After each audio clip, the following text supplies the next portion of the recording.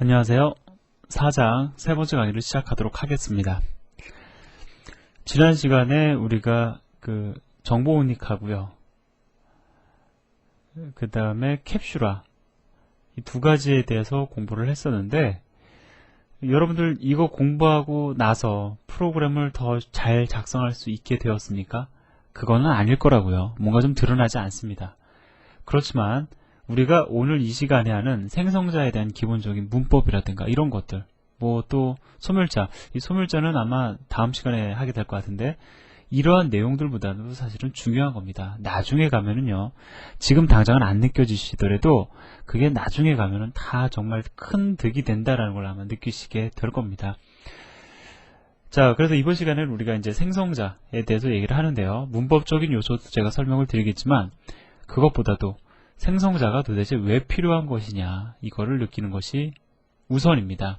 그럼 그 얘기를 어느 정도로 우리가 포맷을 잡고 한번 시작을 해볼까요?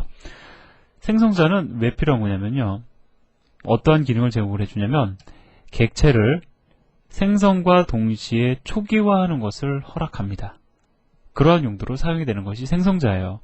그런데 여러분들은 여기서 한번 궁금해하실 수도 있을 겁니다. 뭐냐면은 우리는 이미 객체 생성하면서 생성과 동시에 초기화하는 코드를 본 적이 있거든요.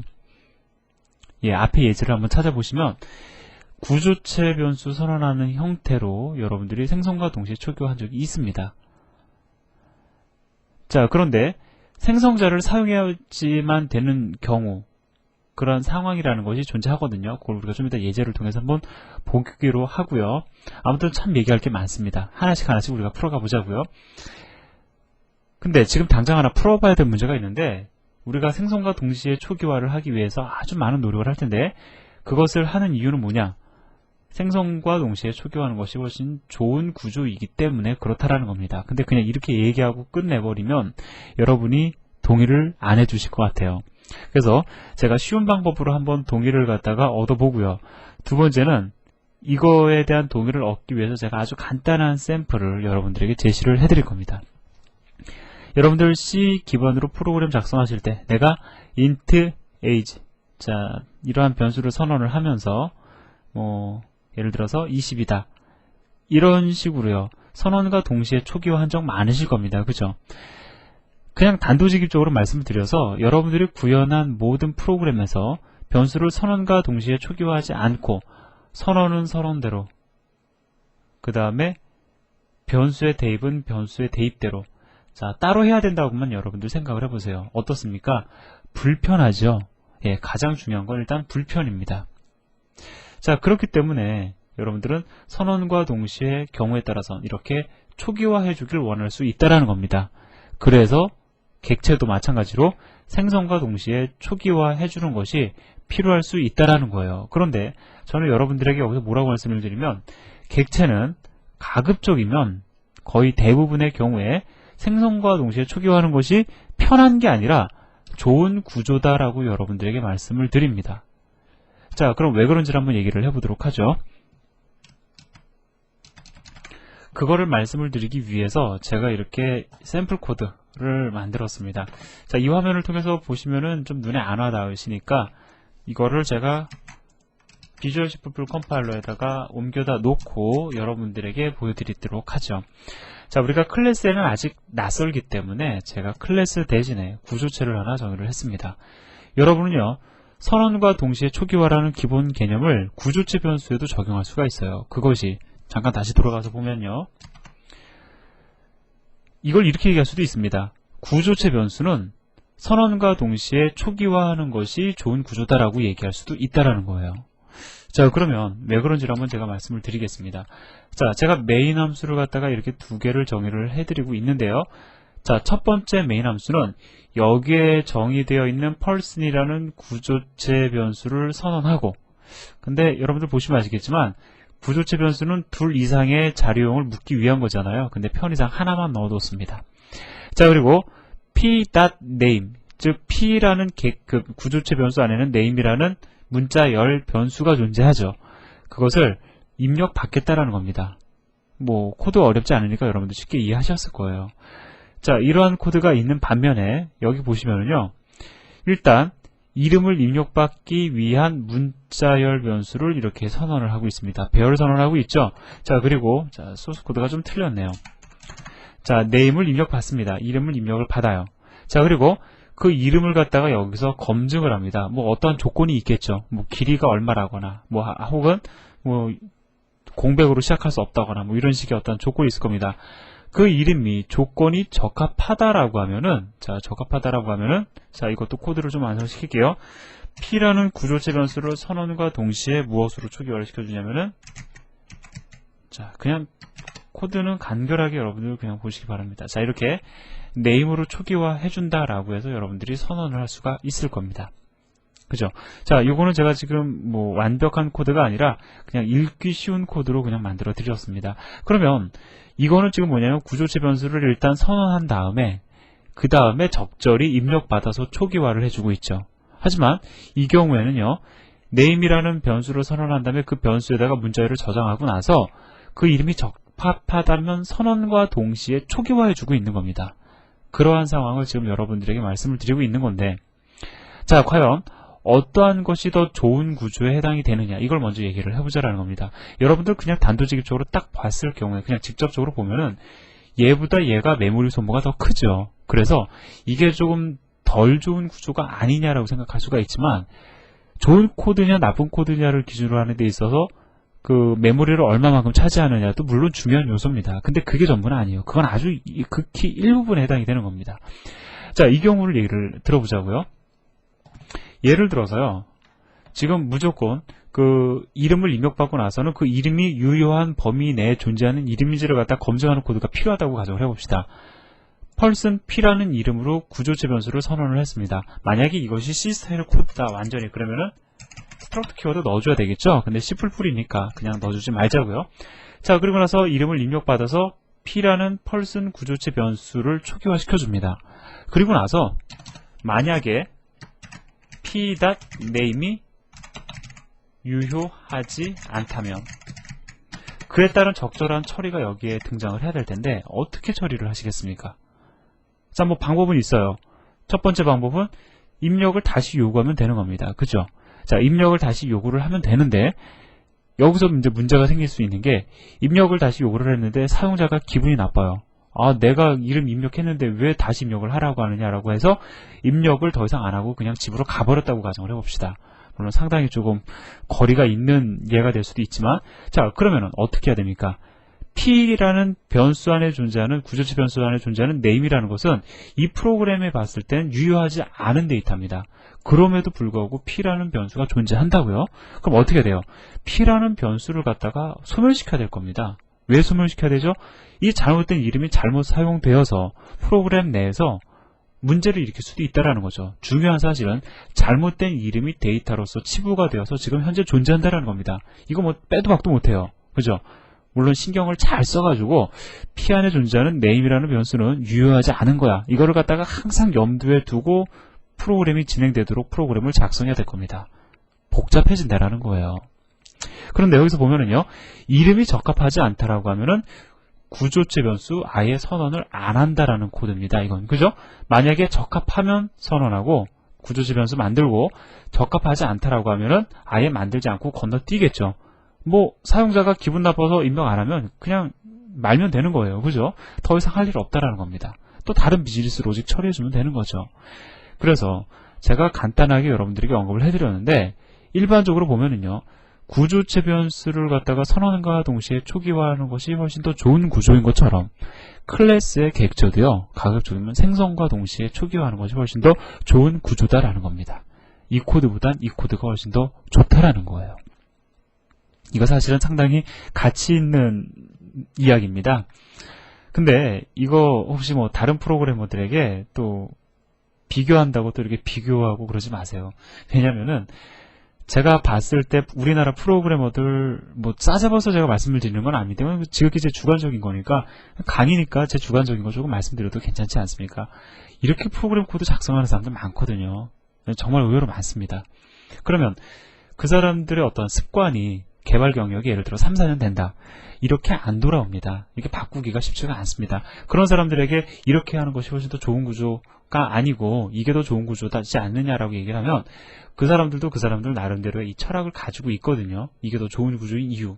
물론 그 사람이 이거보다 이것이 데이터를 갖다가 메모리 공간 더 많이 차지 않느냐라고 얘기를 하고 끝내버리면 뭐 할 말이 없어요. 그 사람 입장에서는 메모리 공간을 얼마나 효율적으로 사용하는가가 가장 중요한 관심사라고 하면은 더 이상 할 말이 없는 겁니다. 그렇기 때문에 이 프로그램의 세계라는 건 상당히 어렵습니다. 같이 일하는 과정에 있어서 어렵거든요. 근데 제가 여담이지만 여러분이 누군가 2명이서 같이 프로그램을 작성을 해야 되는데 그 사람이 죽었다 깨나도 이러한 식으로 코드를 작성을 합니다. 그러면은 경우에 따라서는 그렇게 따라가 주는 것도 우리 프로그래머의 도리라고 저는 생각을 합니다. 내가 생각하고 있는 것, 내가 가장 좋은 거라고 생각하는 것만 주장할 수는 없다라는 겁니다. 자, 그래서 일단 여러분들이 저를 믿으시면은 앞으로 여러분들은 아직 습관이 안 들어있는 상태니까 이러한 형태의 코드를 작성하도록 습관을 들이시기 바랍니다. 이건 제 주관적인 개념이 아니고요. 저보다 훨씬 뛰어난 저의 선배들의, 저도 또 그 사람들의 경험을 통해서 배운 내용입니다. 물론 제가 또 경험만 봐도 있어서 말씀을 드리는 겁니다. 자, 다시 돌아와서요. 역시 제가 이 C++ 강의를 하면서는 좀 말이 좀 많죠? 자, 아무튼요, 생성자. 그래서 이제 일단은 생성자가 필요한 이유를 좀 간단하게 그렇게 얘기를 했는데, 정작 우리는 생성자가 뭔지 몰라요. 일단 한번 읽고 들어갑시다. 자, 생성자라는 건 객체 생성 시 반드시 한번 호출되는 함수입니다. 그냥 받아들이세요. 좀 이따 확인할 겁니다. 그리고요, 생성자는 어떤 형태를 지니냐면, 클래스와 같은 이름의 중요한 내용입니다. 함수입니다. 클래스와 이름이 같아야지만 생성자예요. 자, 그 다음에 리턴형이 없으며 리턴하지도 않는 것이 생성자입니다. 자, 그러면 이것은 생성자의 특성이 되는 거고요. 생성자의 어떤 특성이고요. 이것은 생성자의 외형적 특성입니다. 자, 요거는 그냥 외우셨으면 좋겠어요. 생성자, 이러면 클래스와 같은 이름의 함수, 그 다음에 리턴하지도 않고 리턴 타입도 없다. 이 두 가지는 그냥 좀 기억을 해두셨으면 좋겠습니다. 물론 이거 코드 보면서 자연스럽게 다 익혀져요. 자, 그러면 저는 당분간 여러분들에게 생성자에 대한 얘기 안 할 겁니다. 자, 생성자를 우리가 보기에 앞서서 생성자가 필요한 이유를 이해를 해야 되는데, 그것을 저는 이 코드를 시작으로 해서 점진적으로 발전을 시킬 겁니다. 그러니까 여러분들도 지금은 당분간 생성자에 대한 얘기 하지 마세요. 자, 그러면 우리가 이 코드를 보고 이야기를 좀 해보도록 하죠. 이거 여러분들 이런 코드 본 적 기억나시죠? P라는 이름의 객체를 생성과 동시에 초기화하는 거잖아요. 근데 이러한 초기화 방법은 무엇을 기반으로 하고 있습니까? 이거 어디서 우리가 이렇게 초기화했었죠? 구조체 변수요. 그죠? 제가 특별히 이거 설명을 안 드리고 있는 이유가 여러분들 구조체 변수를 갖다가 선언과 동시에 초기화할 때 이렇게 썼습니다. 그죠? 그래서 이 김이라는 문자열은 여기에 들어가길 바라실 거고, 뭐 이 번호는 여기에 들어가길 바라실 거고, 이 번호는 여기에 들어가기를 바라실 겁니다. 이 번호가 아니라 이 숫자죠. 그죠? 구조체인 경우에 이거 가능합니다. 우리 클래스에서도 이렇게 했어요. 앞에 예제에서 제가 이렇게 보여드렸습니다. 말이 나온 김에 또다시 얘기를 해보면, 그럼 객체를 갖다 생성과 동시에 초기화 안 하길 원한다. 어떻게 하면 되죠? 그냥 구조체 변수처럼 person p, 구조체 변수라고 얘기할 것도 없어요. 기본 자료용 변수처럼 person이라는 자료용의 변수, 객체, P를 선언하시면 되는 겁니다. 그럼 P 객체 안에 존재하는 name과 phone과 nine은 물론 쓰레기 값으로 초기화가 될 거다라는 거죠. 자, 그러면 여러분들 보시면서, 아니 우리가 생성자를 아직 공부하지는 않았지만 생성자가 생성과 동시에 초기화를 하기 위한 목적으로 탄생한 거라고 하면은 이렇게 해줘도 되지 않느냐라고 여러분들이 생각할 수도 있습니다. 물론 이렇게 초기화가 가능하다라고 하면 생성자 필요 없었을 거예요. 여러분들 C에서의 구조체, 생성자라는 거 있습니까? 없지 않습니까?